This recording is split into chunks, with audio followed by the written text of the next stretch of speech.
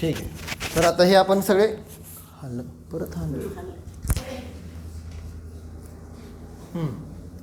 तर हे सगळे आपण काय बघत आहोत आता. चर्चा आपली गुणस्थानाची चालली आहे ना, आहे ना. तर गुणस्थानाची चर्चा, फोटो काढायचा आहे तुम्हाला. बरं, गुणस्थानामध्ये सांगितलं आपण काय आहे. काल बघितलं होतं ना, गमनागमन बघितलं होतं का नाही. हां, तर हे काय पाहिले होते आपण, गुणस्थानातले गमनागमन पाहिले होते. हां, लक्षात राहील ना. अभ्यास करा, सगळ्यांना सांगतोय वारंवार. प्रत्येक वेळेस काय होणार नाही आहे तुम्हाला, हे मिळणार नाही आहे ना. त्यामुळं आणि मग काय डाऊट आला तर हे करा ना, पण तुमचं तुम्ही स्वतःचे स्वतः हे करा. त्याशिवाय पक्का होत नसतो विषय.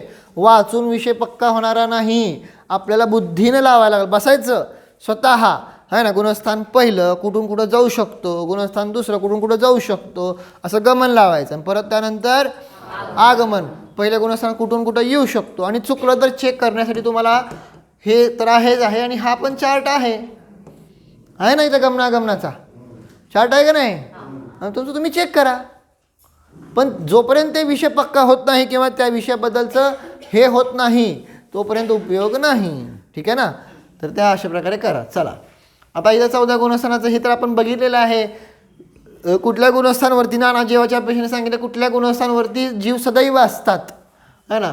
पहिल्या गुणस्थानावरती जीव सदैव असणार, आहे का नाही. कधीसुद्धा तिथं काय सांगता अंत होत नाही आहे, अंतर पडत नाही आहे. दुसऱ्या गुणस्थानामध्ये सदैव असतील असा काही नियम नाही. तर टिक मार्क केलं नाही ना, दिसतंय का नाही.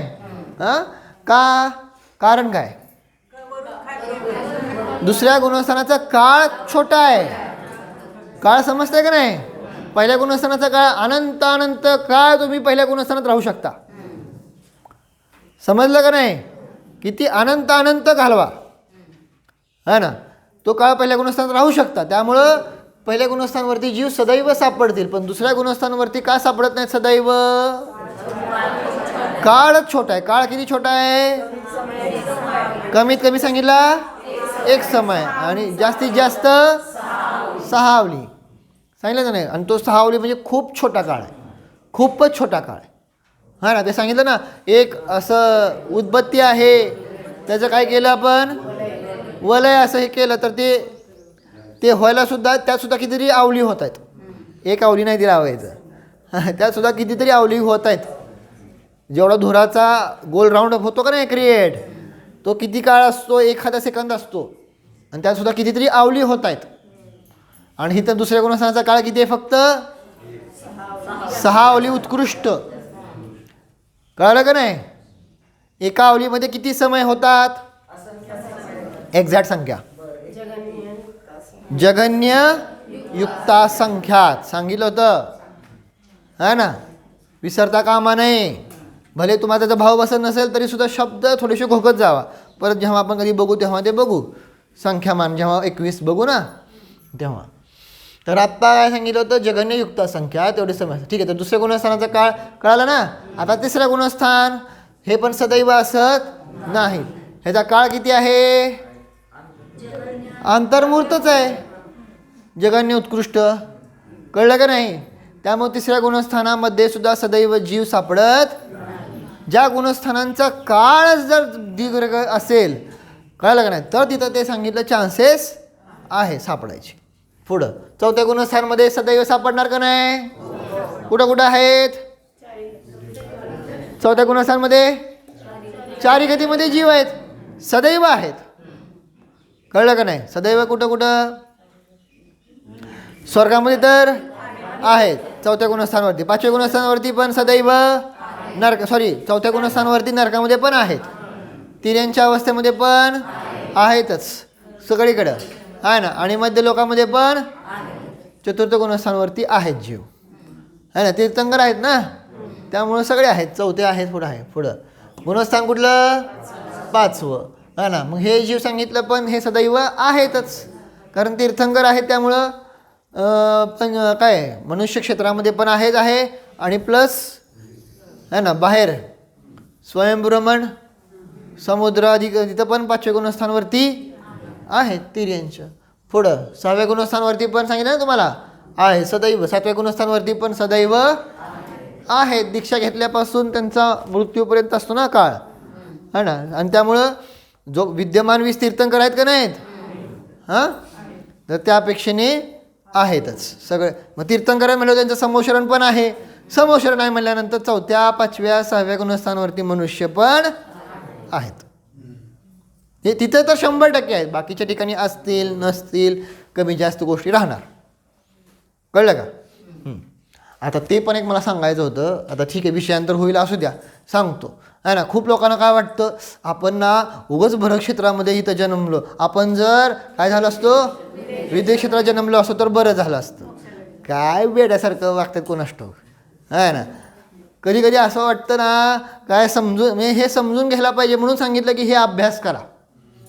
उगा अर्धवट आपण हे करून घेतो, आहे ना. तिथं महाराजांना प्रश्न विचारला होता, वीरसागर महाराजांना, की महाराजजी, आहे ना, काय आपण जर इथनं पडदिशी समजा मरून विदेश क्षेत्रात जन्मलो आणि तिथून पडदिशी काय झालं, मोक्षाला गेलो, तर बरं आहे का नाही?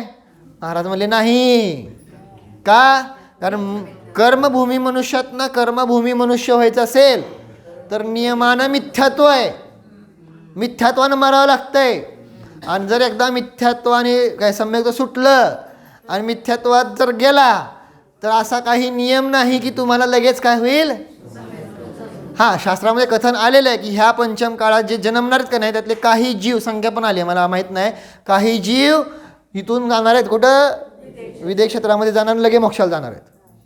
पण काय करायचं तसल्याला, है ना. ते खूप रेअर जीव आहेत. काळ एवढा मोठा 21,000 वर्षाचा, कळते का नाही. आणि काय करायचं तसली भावना करून, कारण महाराज म्हणाले की आहे की आता माझं सम्यक तो सुटता कामा नये, भले लेट लागला तर लागू द्या. कारण एकदा सम्यक सुटलं तरी सुद्धा हा जीव किती काळ भटकतो, अर्ध पुद्गल परावर्तन, जो अनंत काळ आहे, असंख्यात नाही आहे, अनंत काळ आहे, खूप मोठा आहे तो, है ना. त्यामुळं आपल्याला अजिबात सम्यक्त्वापासून तर काय व्हायचं नाही. भले जन्मताना मिथ्यात्वानं जन्मलो आहे, परंतु मरताना सम्यक्त्व पूर्वकच मरायचं, हे कायमचं लक्षात ठेवा.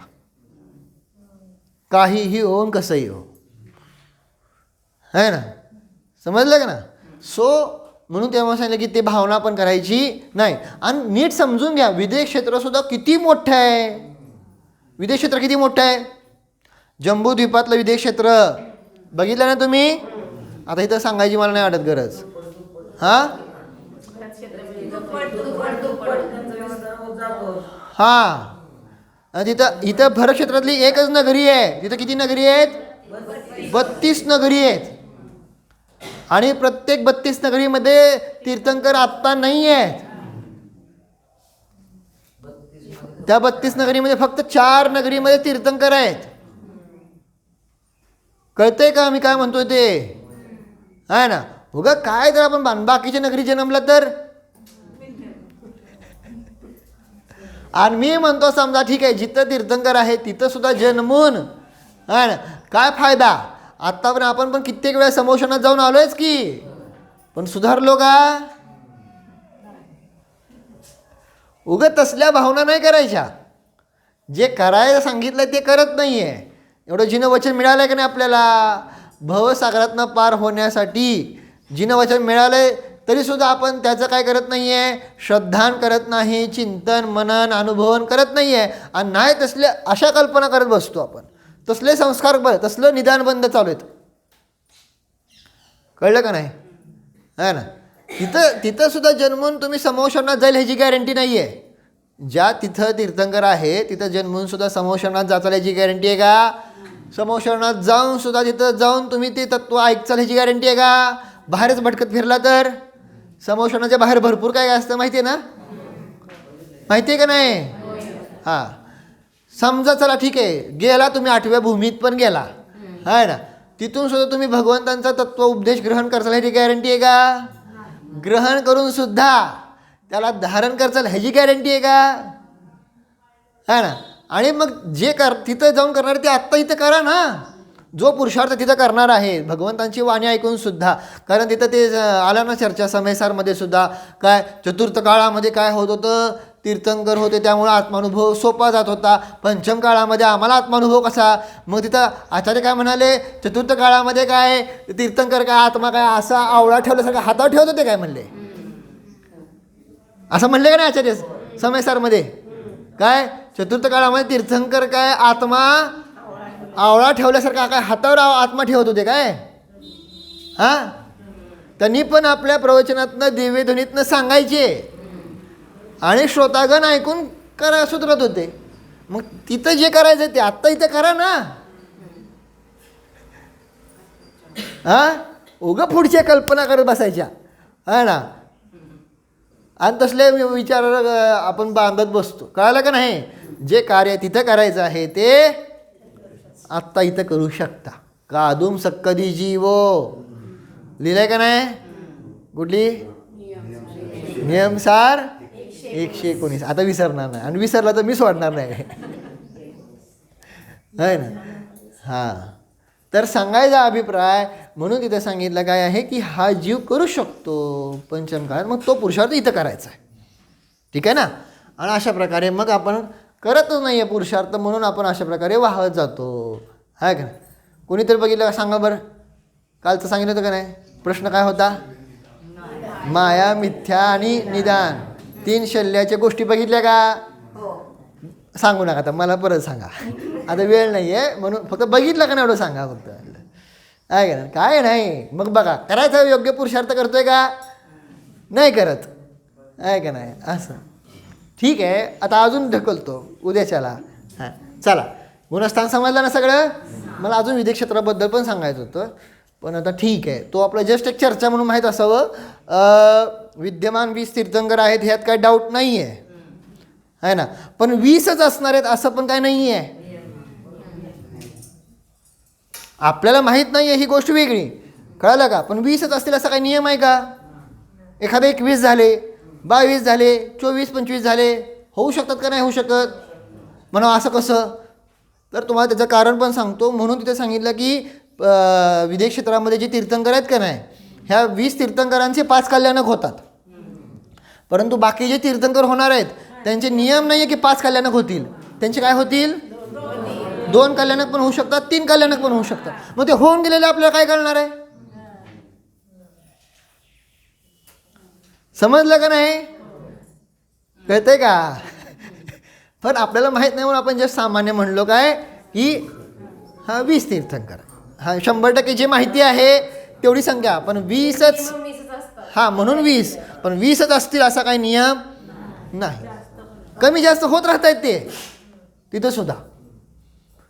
ही जरा विशेष चर्चा आहे. कमी म्हणजे 20पेक्षा कमी नाही आहे, परंतु हां 21 होतील, 22 होतील, 25 होतील, 50 होतील, 100 होतील, काय किती पण होतील. जास्तीत जास्त किती होतं सांगितलं होतं? 170. कोणाच्या वेळेस होते? काय? अजितनाथ तीर्थंकर. लक्षात ठेवा. हां, समजलं का नाही?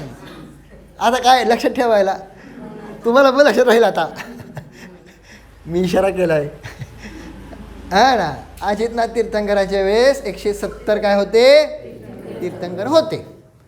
मग ते मॅक्झिमम सांगितलं आकडा आहे ना. पण तो अशा प्रकारे होत राहतोय. मला काय म्हणायचं नाही तर डोक्यात काय असतं आत्ता काय 20च आहेत असं काय नाही आहे. माहीत नाही आपल्याला ही गोष्ट वेगळी, परंतु होऊन गेलेली तुम्हाला काय कळणार आहेत का? ज्या तीर्थंकरांचे 3 कल्याणक होतात, 2 कल्याणक होतात है ना, त्यांची तिथं संख्या वाढली का नाही? ते तीर्थंकरच झाले का नाही? समजलं ना? 2 कल्याणक कुठले? अरे बाबा, शेवटचे 2 मोक्ष कल्याणक आणि केवल्याणक, आणि शेवटचे 3 म्हणल्यावर दीक्षा कल्याणक फक्त ॲड झाला. समजलं का नाही? असं असे पण आहेत तीर्थंकर की ज्यांचे शेवटचे 3च झाले किंवा शेवटचे 2. एवढे तर कंपल्सरी होणारच. मग केवल्याण झालं की तिथं समोशरण झालं. केवल्याण कल्याण झालं की तिथं काय होतंय? समोशरणाची रचना होती का नाही? माहिती कळलं का नाही? त्यामुळे फक्त 20च आहेत असं पकडून लावू नका. हां 20 आहेत हे कन्फर्म, पण हां जे जसं असेल तर कुठल्या काळात जसं असेल तसं असेल ते माहीत नाही. कळालं? इथंपर्यंत समजलं? बाकी चर्चा उद्या. ओम.